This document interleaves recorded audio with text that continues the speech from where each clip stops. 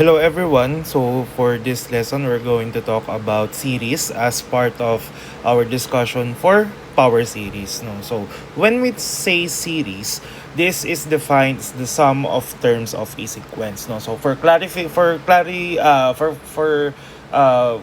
more concise definition, we're going to talk about infinite series in this discussion, no? So we're not going to talk about finite series kasi yung mga finite series natin, yung mga ang tawag dito, yung mga arithmetic series, harmonic series, so on and so forth, no? So that belongs to algebra na, no? So for this, we're going to talk about infinite series, meaning the number of terms, okay,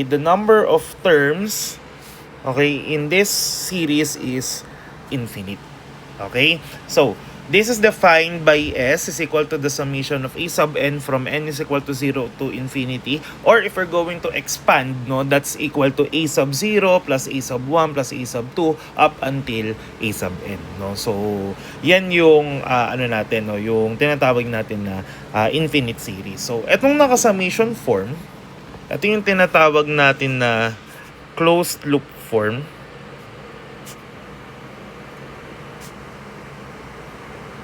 Okay. Then, ito yung tinatawag natin na open or expanded form. Open loop or expanded form. Ayan. Okay? So, para at least kahit paano kapag sinabing what's the closed loop form, what's the open loop form, no? So, alam natin kung ano yung isusulat natin. Okay. So, we have two main classification of series, the convergent and the divergent series. When you say a series is convergent, okay, the series has a finite sum, meaning meron tayong particular value for the sum of a convergent series. Otherwise, no, if the infinite, okay, is the sum is infinite rather, no, so or it has an infinite sum, okay, that is a divergent series, no. So please take note of the two, no. So we have three main common series, no. So we have the infinite geometric series, the P series, and the alternating series. So when we say infinite geometric series, this stems from our geometric series na alam natin from our mathematics in the modern world, no. So when you say infinite geometric series, ayun nga, the entire series is infinite, no. So kaya meron tayong term na infinite dun sa taas ng ating sigma notation. So, S is equal to the summation of A times R raised to N from N is equal to 0 to infinity. So, kapag in-expand natin yan, that's A plus A times R plus A times R squared, so on and so forth. Yung A natin, yun yung common factor dun sa entire series natin.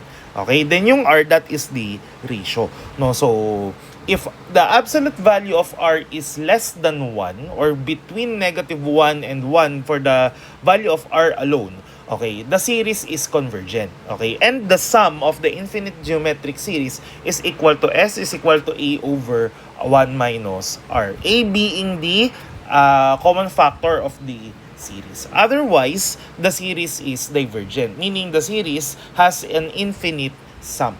Okay, so please take note of this as this will come in handy later on. Next, we have here a P series. No? So when we say P series, this is defined as the sum is equal to the summation of 1 over n raised to P. No? So yung n natin, yung base. Okay?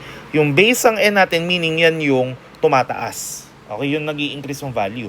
Yung exponent ng n natin, which is p, that is the common exponent, okay, of the denominator. Okay, so this is equal to summation of 1 over n raised to p from n is equal to 0 up to infinity. No? So that's 1 plus 1 over 2p plus 1 over 3p, so on and so forth. So, if p is greater than 1, the series is convergent. Okay. But if P is less than or equal to 1, the series is divergent. What's the idea behind this, no? Sorry.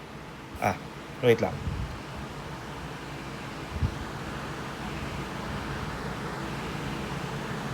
Ayan. Sorry. What's the idea behind this, no? If P is less than 1, greater than 1, no? So ano ang mangyayari? Lumalaki yung denominator natin. Okay, 'di ba? Kasi since greater than 1 na siya, no, tawag dito, kaya mangyayari is yung denominator masyado na siyang malaki compared to the numerator, giving us a very small value. Thus, magko-converge into one value yung P series natin. Okay? Otherwise, no, kapag masyadong maliit yung P, instead na palakihin niya yung value per term, okay, I am talking about the value per term, no? Ang nangyayari kapag masyadong maliit si P, okay, ang tawag dito, pinapaliit niya masyado yung denominator. Ang mangyayari, instead na lumiit yung entire term, lalaki lang yung entire term. Kaya siya magiging divergent. Okay? So, meron tayong special case. If P is equal to 1, P series is then classified as a harmonic series. When we say harmonic series, this is the reciprocal of each term of an arithmetic series. Okay? So, defined by h is equal to the summation of 1 over n is equal to 1 to infinity, with the expanded form of 1 plus 1 half plus 1 third plus 1 fourth, so on and so forth. Okay? So, that is for our P series. Now, we have here our alternating series. No? So, for the alternating series, so this is defined by s is equal to the summation of negative 1 raised to n. Meron tayong first common term na negative 1 raised to n. Siya yung nagpapa-alternate, quote and quote, nagpapa-alternate nung terms ng series natin. Okay? B sub n, yan yung term. Okay, yung each term natin for the alternating series. From n is equal to 0 to infinity. Now, walang particular relationship yung each b sub n, no? Otherwise stated. Okay, so meron kasi tayo dito, no? If b sub n plus 1 is less than, okay, b sub n, meaning the current term, let's say, our reference term, burahin ko muna to.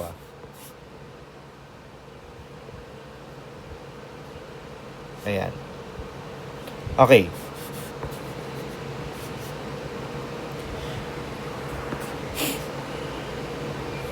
Okay, let's say our reference term is b sub 1. Okay, ito yung reference term natin. Sabi, if b sub n plus 1 is less than b sub n, meaning kapag mas maliit si b sub 2 compared to b sub 1, okay, the series is convergent.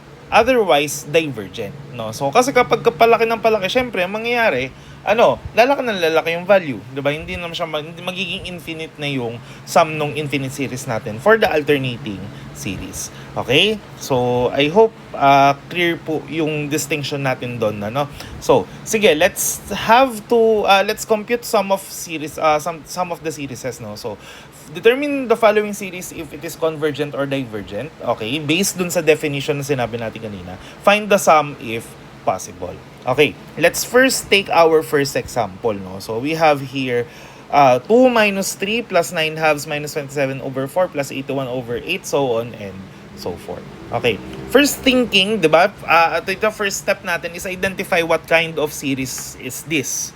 No? So, meron tayong alternating signs which may give us a hint that this can be an alternating series. However, hindi naman porket alternating yung series natin, hindi naman porket alternating yung signs natin, alternating series na siya agad. No? So, let's first check. No? So, what can we do? No? So, ang best way to do this is write this in the closed loop form. No? For the closed loop form. Ano ba ang closed loop form nito? No? So, for number 1, from our given 2 minus 3, 9 halves minus 27 over 4 plus 81 over 8 minus so on and so forth. Kung mapapansin natin, each term, since nag-alternate yung sign natin, we can infer that we have negative 1 raised to n. Okay? Negative 1 raised to n. Now, if we're going to take this out of the picture, yung negative 1 raised to n, magiging 2 plus 3 plus 9 over 2 plus 27 over 4, so plus 81 over 8, so on and so forth. Ano ang mapapansin natin? Si 2 at saka si negative 3, medyo hindi pa natin kita eh. Mas kita natin yan kay 9 over 2, 27 over 4, 81 over 8, so on and so forth. Ano ang nangyayari?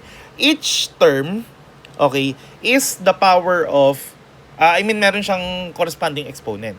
Si 9, this is 3 raised to 2. Tama?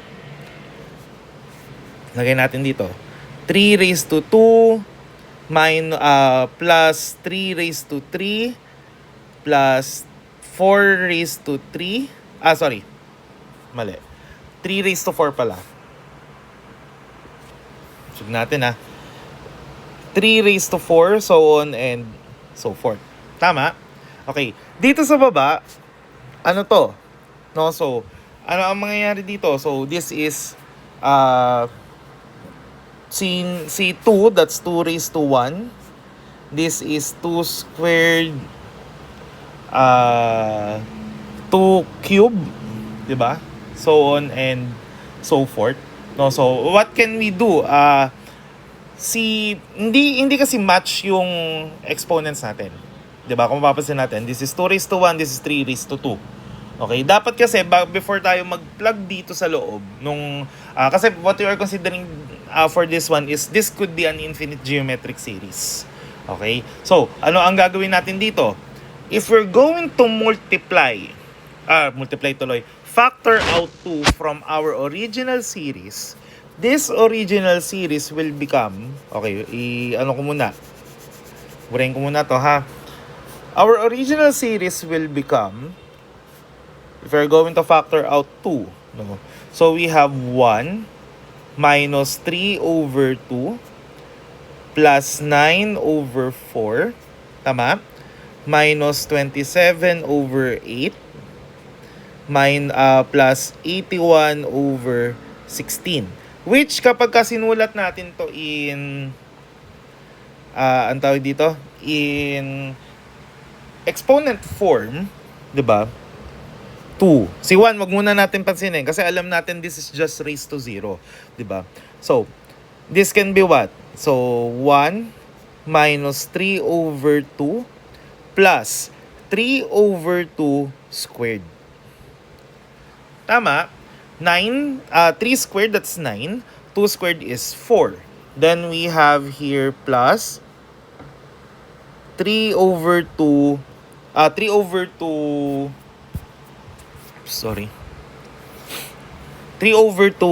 cube plus 3 over 2 to the fourth. Tama? Sir, paano si 1 at saka si minus 3 over 2? Remember that this is simply raised to 1.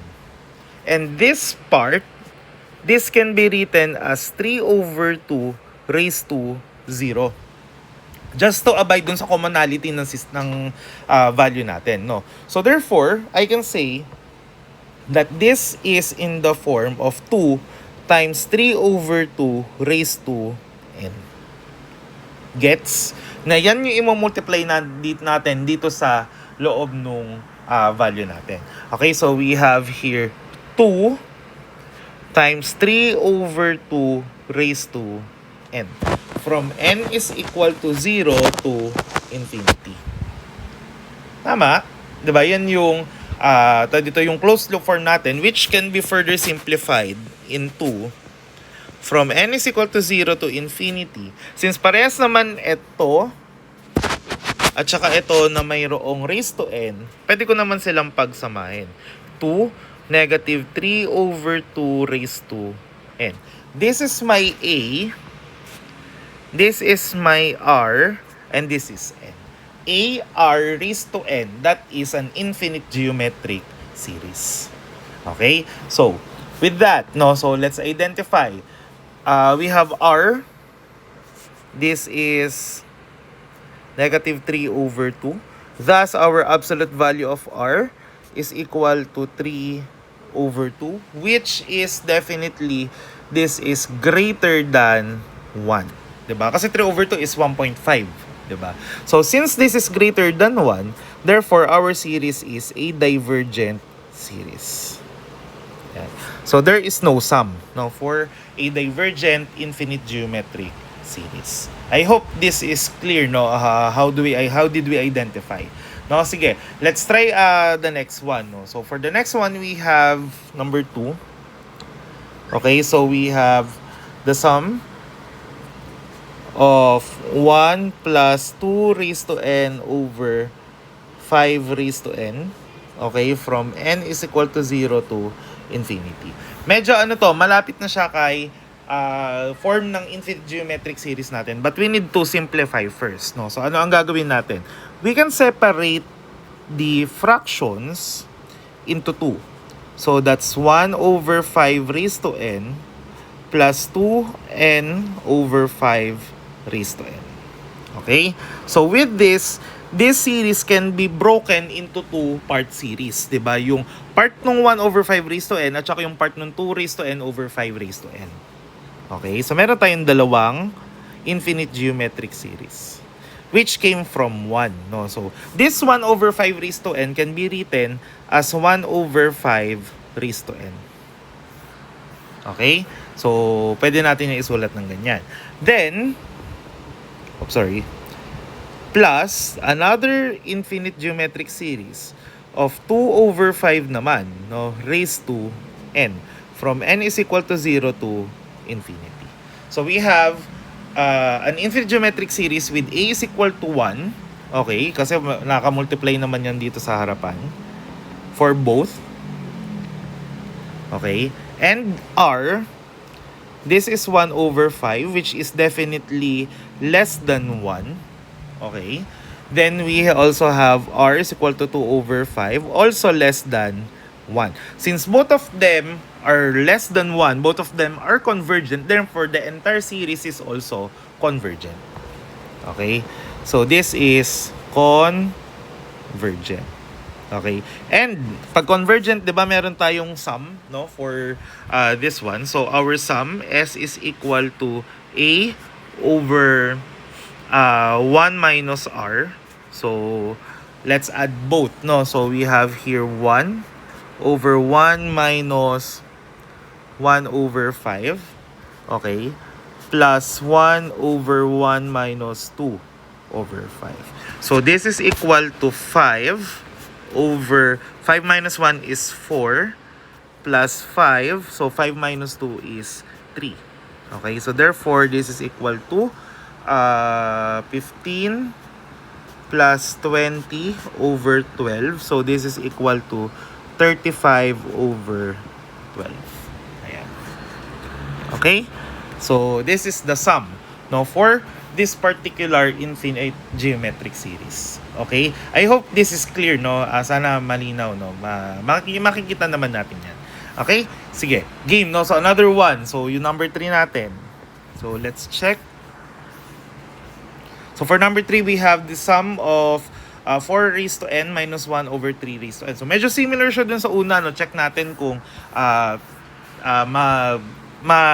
makukuha ba natin is convergent or divergent. So, we have here 4 raised to n minus 1 over 3 raised to n. Okay, so we have n is equal to 0 to infinity. So, ganun din, ano, we can break this function into 2. So, we have here the sum of 4 over 3 raised to n. Okay, that's from this. Ayan. Okay, so we have n is equal to 0 to infinity of plus the sum, minus na to rather, sorry. Minus 1 over 3 raised to n. No? So, n is equal to 0 going infinity. So, in this case, so our a is equal to 1. A is equal to negative 1 because of this negative sign. No? So, please do take note of that na lang. Okay? Then we have r. So, that's 4 over 3. Which this 4 over 3 is greater than 1. Meaning, this is divergent. Okay? If one part of the series is already divergent, then the entire series becomes divergent. Hindi pwedeng yung isang part is divergent and yung isa is convergent. Hindi po pwede. Kailangan parehas silang convergent para maging convergent yung buong series. No? So, kahit pa, sir, ito kasi ay 1/3, which is less than 1. This is convergent eh. Tama? Yun nga yung sinasabi ko. Kahit convergent to, pero yung isa ay divergent, okay, the entire series is divergent. Ayan. Okay? So, hindi pwedeng dito lahat hindi pwedeng may isang divergent. Pag may isang nag-divergent, magiging divergent na yung series. Otherwise, kailangan lahat is convergent. Okay? So, I hope that's clear, ano? Next, number 4. Okay, so number 4. Okay, so we have your 1/2 plus 1/3 plus 1/4 plus 1/6 plus 1/8 plus 1/12. No? So, sige. I-rewrite lang natin dito, no? So, we have 1/2 plus 1/3 plus 1/4 plus 1/6 plus 1/8 plus 1/12, so on and so forth. So, ano ang closed loop form nito? Kasi again, sa closed loop form natin makikita yung dito yung meron tayo dito. So, anong gagawin natin dito? So, at first, medyo mahirap siya tignan. I mean, medyo mahirap hanapin kung ano yung common factor in this case. Pero, no, so, if I am going to group this into 2, since lahat naman sila ay plus, wala naman tayong magiging problema sa signs, no? So, 1/2 plus 1/3, this is equal to 5/6, okay? Plus, okay, 1/4 plus 1/6, this is 10/24. Okay. Then we have plus 1/8 plus 1/12. So this is 20 over, wait lang.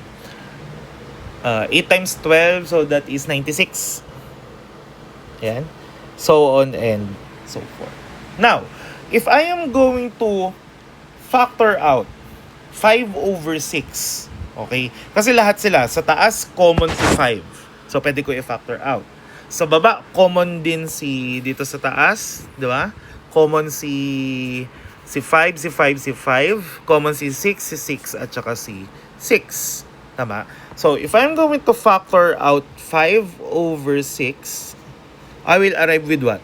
1 plus 2/4 plus, susunod? We have 4. 96 divided by 6 is 16. 4/16.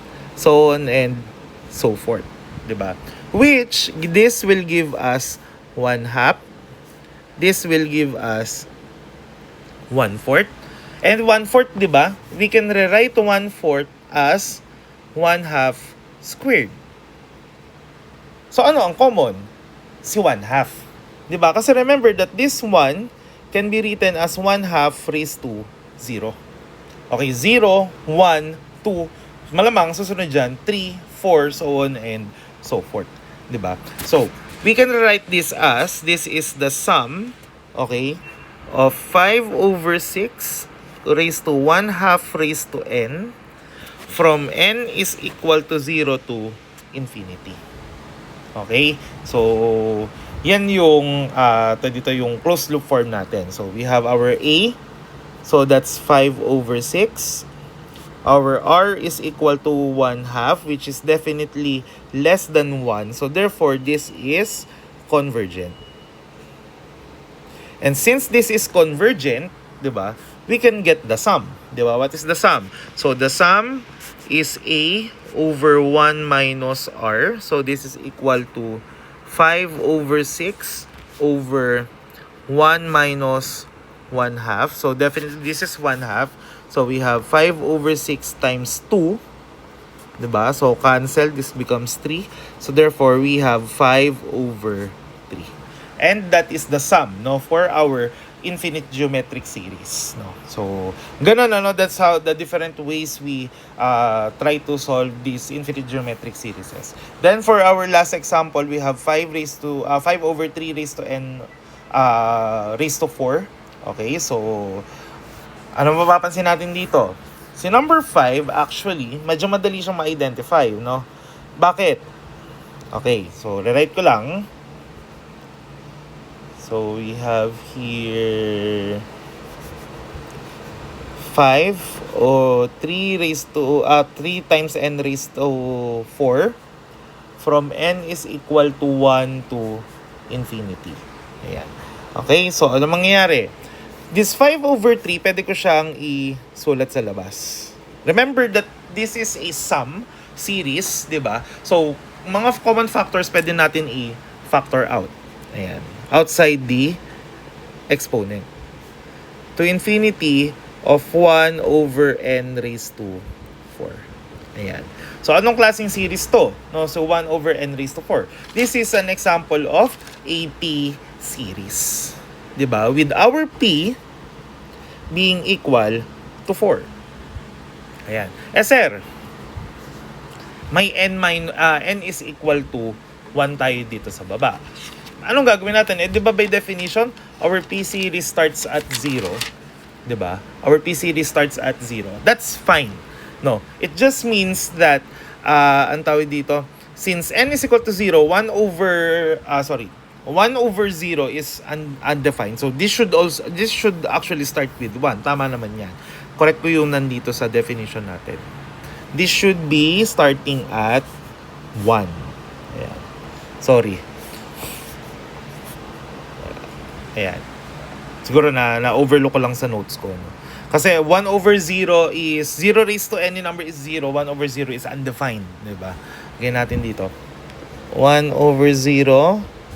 This is undefined. Kaya hindi natin siya pwede tanggapin as a value. So, saan ako? Ayan. Okay, so since P is equal to 0, and sabi nga natin, di ba, kapag P series, dapat greater than 1. Di ba? Para masabi natin na convergent yung series natin. So, therefore, since 4 is greater than 1, this is convergent. Ayan. Okay, so wala naman tayong binigay na formula for the sum of a P series, no? So, but I think there is one formula. I just it's just not on my notes as of the moment, no? So, but you can check it on your own naman, no? For tayo dito for the sum of a convergent P series, no? So, yun. That's how we identify the convergence of a series, okay? By identifying what type of series this is, okay? Then, perform the necessary simplifications, okay? Sige. Let's go to absolute convergence and ratio test, okay? For a series, A sub n, the absolute series is given by getting the absolute value of each term. So that's the absolute of A sub n, that's equal to absolute of A sub 0 plus absolute of A sub 1 plus absolute of A sub 2, so on and so forth. Okay, if the series A sub n is convergent and the absolute series is also convergent, then the series A sub n is absolutely convergent. Now, please take note of that. Okay, so this absolute convergence will tell us a lot, no? Especially pagdating natin kay power series. Okay. If the summation of A sub n is convergent, but the absolute value of A sub n is divergent, then therefore, A sub n is conditionally convergent. Okay? So, ano ang hassle dito? You need to identify, yung series, no, if it is an infinite series, power series, alternating series, so on and so forth, tama, and other types of series as well. No, there is one way of getting the absolute convergence of a series without diving deep too much dun sa klase ng series na meron siya. That is through the ratio test. To make the determination faster, the ratio test is used. This is given by R is equal to the limit as n approaches infinity of A sub n plus 1 over A sub n. Okay, the absolute value of that. Okay, kung ano yung makukuha natin dito na value, no? If R is less than 1, that's absolutely convergent. If R is greater than 1, that is divergent. And if R is equal to 1, that is inconclusive, meaning the ratio test fails. Kapag nag-fail ang ratio test, then we need to identify the series, the absolute convergence of the series based on its definition. Okay, so at least kahit pa paano, hindi naman sa ating pagkakataon magiging inconclusive yan, no? So medyo mas madaling ma-identify kung absolutely convergent, conditionally convergent, or divergent yung ating series. Okay, sige, we have here 4 examples, no? to do the ratio test, no? Determine whether the following are absolutely convergent, conditionally convergent, or divergent. So again, we do not care now about what type of series we have. No, we just identify what is the series. Okay, then get the limit of a sub n plus 1 over a sub n, the absolute value of that. Okay, then based on the value of r, we'll identify the convergence. Okay, first, no, so we have here. So our a sub n is defined by this one. Negative 1 raised to n, 3 raised to n over n factorial. Now, ang ating a sub n plus 1, ano ang ginagawa? Papalitan natin lahat ng n ng n plus 1. Okay? So, 3 raised to n plus 1 over n plus 1 factorial. Okay, then kukunin natin yung ratio nila. Okay, then get the limit as n approaches infinity. Okay? Sige, game, no? So, let's get the ratio, no? So, we have here negative 1 raised to n plus 1, 3 raised to n plus 1 over n plus 1 factorial. Yan. Okay? Over this one, yung original, no? Yung original a sub n natin. Okay. How are we going to simplify this? We're going to apply the laws of exponents, no? In this case. Negative 1, okay, since this is negative 1, ano, yung excuse me, yung value ng negative 1, no, as n, kumbaga parang kung positive to, ganito, kung add to, diba, this will become negative. But since add to, magiging even to, ano mangyari? This will become positive. Gets? So, anong nangyari? Magpapalitan lang yung signs yung taas at saka yung baba. Naintindihan po? So, since nagpapalitan lang sila ng sign, magiging negative lagi itong buong term na to. But since naka-absolute value tayo, di ba, naka-absolute value tayo, yung negative na yun, mababaliwala. So, meaning to say, ano mangyayari? This one cancels out lang. Okay? Then, mawawala na si absolute value. Okay? Next, 3 raised to n plus 1. So, ano ang mangyayari dito? So, we have the limit as n approaches infinity. Okay? So, ano ang mangyayari dito? This 3 raised to n plus 1 becomes 3 raised to n times 3. Diba? By laws of exponent. Pag nag-add tayo ng exponents, diba? Same base. N plus 1 factorial over 3 raised to n over n factorial. Okay? So, ano mangyayari? Cancel to. Ayan. Then, si n plus 1 factorial, ano mangyayari? Kasi diba, by definition, if we get n factorial, diba this is equal to n times n minus 1 times n minus 2, so on and so forth. So, ano mangyayari? Si n plus 1 factorial, so this is equal to n plus 1 factorial, n plus 1 minus 1 factorial, n plus 2 minus 1 factorial, so on and so forth. So, ano mangyayari? Ito, mawawala. So, ano meron tayo dito? N factorial. This is, bakit may factorial? Sorry. Wala yung factorial. Ayan, naka-multiply lang yan. Okay, so, n plus 1, this is n minus 1. Diba? So, ano mangyayari? Yung n plus 1 natin, meron lang siyang isang extra term na si n plus 1. Kumbaga, n plus 1 factorial, this is equal to n plus 1 times n factorial. Gets? So, ano ang mangyayari? Rewriting this term, so we have here the limit as n approaches infinity.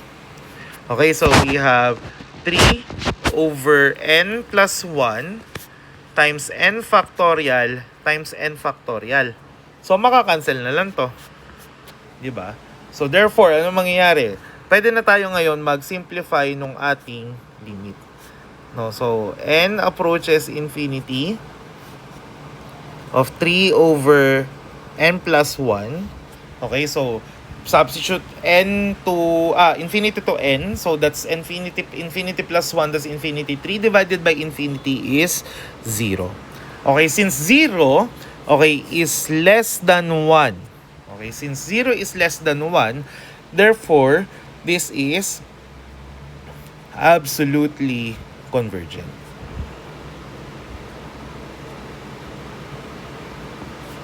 Ayan. Okay? So, that's how we perform the ratio test, no? So, substitute n plus 1, then simplify. Ayan. Okay? So, that's for number 1. Next, number 2. So, for number 2, we have... So, diretso ko nang i-substitute. So, we have 2 raised to n plus 1 over n plus 1, n plus 1 raised to 1/3. Diba? Over 2 raised to n over n times n raised to 1/3. Ayan. Okay, so ito yung pinapahanap sa atin. So, ano ang mangyayari dito?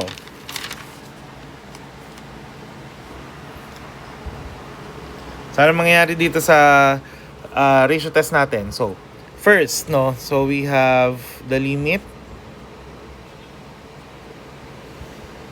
So, we have 2 raised to n times 2 over n plus 1 raised to 1/3 plus 1, that's 4 over 3, no? Then, we have 2 raised to n over n raised to 4 over 3. Ayan. So, we can simplify, cancel si 2 raised to n, diba? May iwan si 2. Okay, then we have here...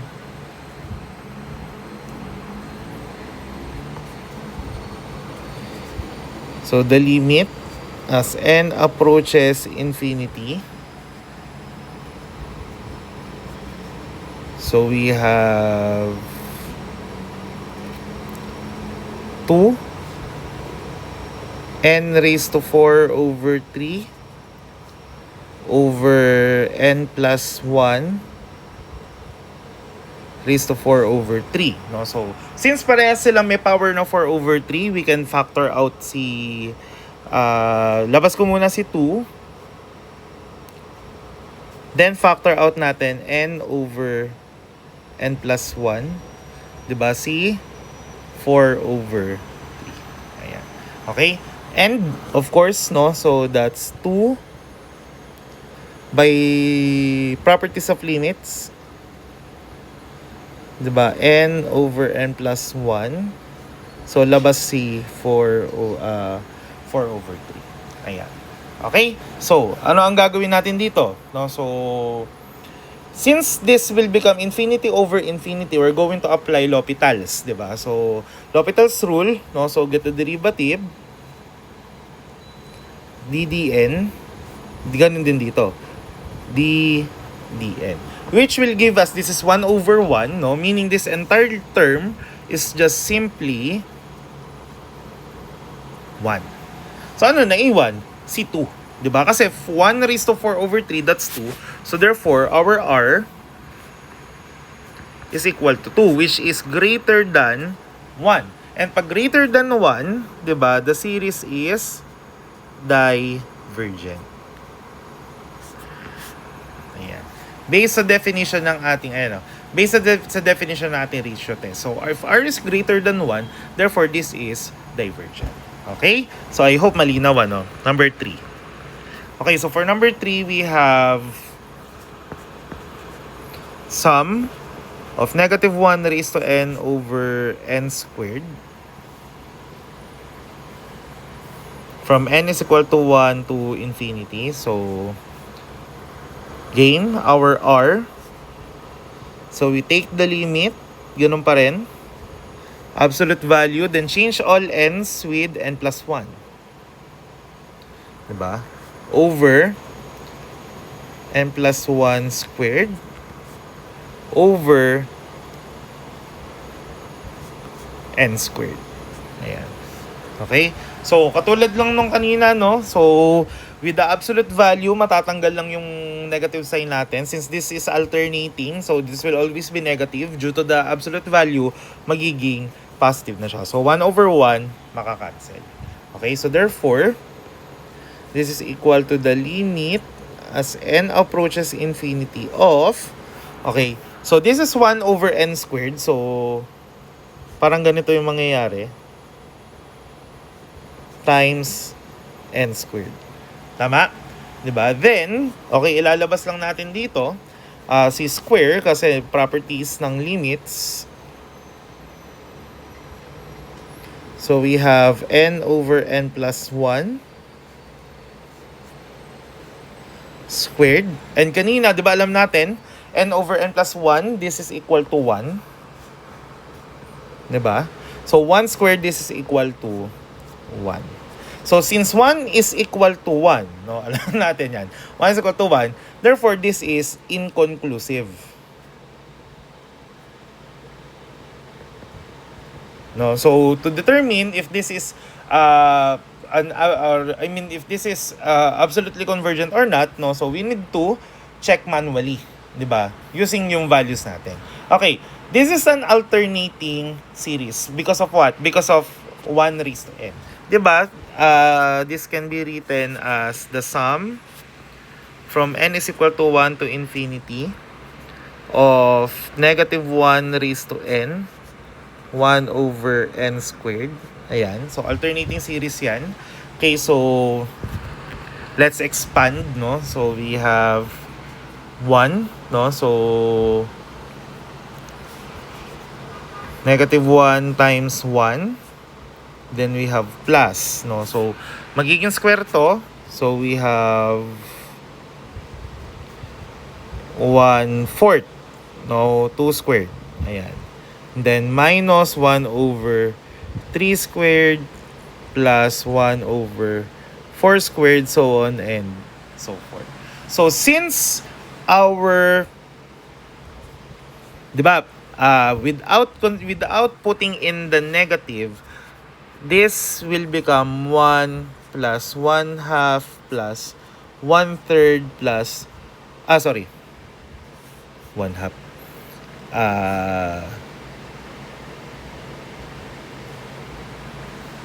Sorry, this should be, may nakalimutan ako ilagay. Ulit. Oops. Wait lang let me just rewrite. This is negative 1 times 1/2. Diba? Sorry, not 1/2. Times 1. Then plus 1 over 2 squared. Minus 1 over 3 squared plus 1 over 4 squared. So on. Diba? Negative 1 plus 1/4 minus 1 over 9 plus 1 over 16. Okay, so on and so forth. Now, alam naman natin, di ba, kapag fractions, especially if common ang lahat ng numerator, as we increase the denominator, lumiliit lalo yung value. Di ba? Lumiliit yung value ng term. And since 1 over 9, di ba, is less than 1/4, 1 over 16 is also less than 1 over 9. Yung subsequent lang. Okay, so on and so forth. Therefore, diba?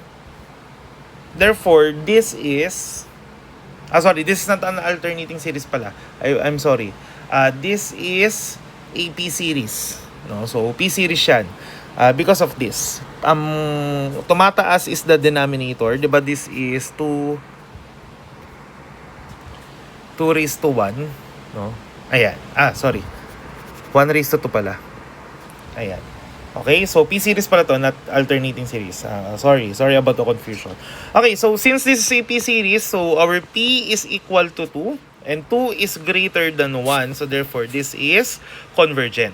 And since this is convergent, no? Therefore, the entire series is absolutely convergent. Sir, kahit nag-fail yung ratio test, yes. Kasi the purpose of the ratio test is to check the absolute convergence, 'di ba? Since nag-fail siya, we resorted to the original method of getting the convergence of a series, no? Ayan. Okay, so sige, let's try to solve another one, no? So number 4. Ayan. So we have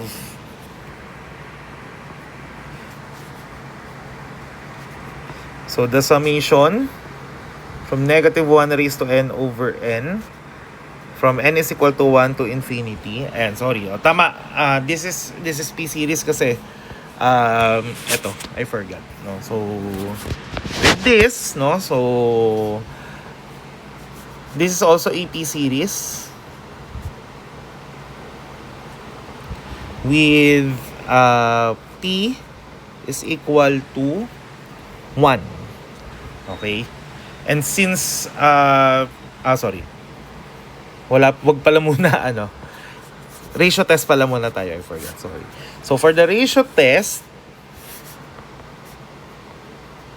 so that's the limit as n approaches infinity of negative 1 raised to n plus 1 over n over negative 1 raised to n over n. Sorry, this is n plus 1. So, again, magka-cancel lang naman to. Matatanggal lang yung negative, di ba? Since this is absolute. Ayan, so this is equal to the limit as n approaches infinity of n over n plus 1. Which we know that this is equal to 1. Tama? Di ba? Dun sa pinakita natin kanina dun sa L'Hopital's, di ba? This is equal to 1. So, since this is equal to 1, okay, this is inconclusive as well. Ayan. So, we need to result to the P series yung binanggit ko kanina. No, since this is a P series, okay, our P is equal to 2, which is equal to 1. And kapag equal to 1, magiging siya, harmonic series.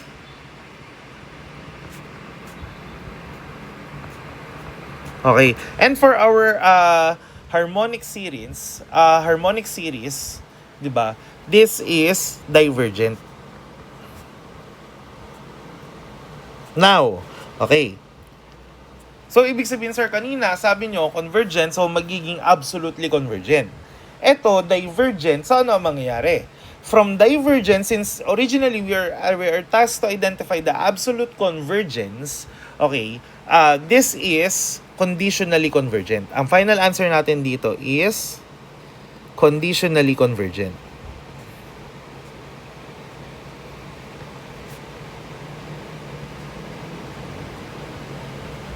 Ayan. Okay, so again, pag convergent ang lumabas dun sa transition from ratio test to the original method, pag convergent at lumabas, the absolute convergence is absolutely convergent. No, kapag ka divergent at lumabas, magiging conditionally convergent siya. Okay, so I hope malinaw, So that is the preliminaries for the power series discussion. So next discussion, we're going to talk about the power series itself. No, how do we analyze functions using power series method? Okay, so thank you very much, and I'll see you on the next one.